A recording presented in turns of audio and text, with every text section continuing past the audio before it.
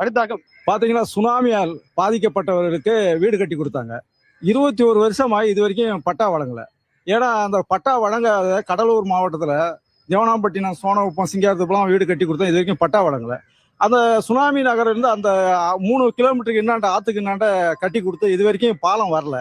எங்களுக்கு அந்த சுனாமியால் பாதிச்சவங்களுக்கு அந்த ஏரியாவில் பாலம் கட்டி கொடுக்கணும் வர்ற ஆட்சி. அதே நேரத்தில் இந்த பட்டா வழங்கணும். இந்த பட்டா நீண்ட காலமாக இருக்குது. இப்ப மீனவருக்கான சுனாமி குடியிருப்பை பத்தி பேசியிருக்காங்க, மாற்றுத்திறனாளிகளுக்கான தேவைகளை பத்தியும் பேசியிருக்காங்க. இந்த 2 விஷயத்துக்கும் உங்களுடைய திட்டம் என்ன? கண்டிப்பா ஐயா கேட்ட மாதிரி பாலம் அமைச்சு கொடுக்கறது, அவங்களுடைய குடியிருப்பு உறுதி பண்றது, அவங்களுக்கு பட்டா வழங்குறது, இதை நாங்க உறுதிப்படுத்துவோம். சுனாமி குடியிருப்புக்கு சார் ஒரு ஆக்சஸ், ஒரு பாலம், பிரிட்ஜ் எஸ்டிமேட்லாம் பண்ணியிருந்தேன் நான் மினிஸ்டரா இருக்கும்போது. பட் ஆட்சி முடிகிற சமயத்தில் அது தடைப்பட்டு போச்சு.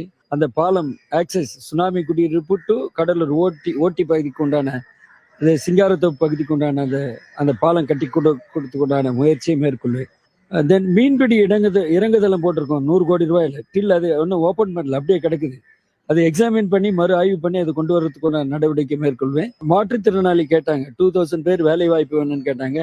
2000 பேருக்கு வேலை வாய்ப்பு வழங்குறதுக்குண்டான அரசாணையோட ஜிஓ எப்படி இருக்கு, இனி வருங்காலத்தில் எப்படி கொண்டு போகலாம்,